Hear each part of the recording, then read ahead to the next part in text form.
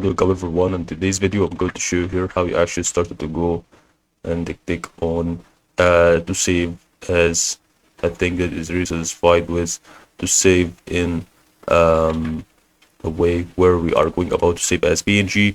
So first of all, what you're gonna do is about follow this video is right about to be click here on any kind of any objects that you want to save or start to go and start to save as PNG.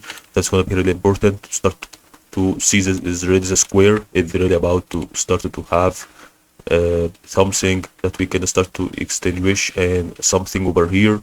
But click here on the export the rectangle as PNG over here, and then you can actually about to have something to be satisfied with export rectangle. That's gonna be really important to help you about that. And once you click on export, you can actually start to see the export has been done on the form of PNG.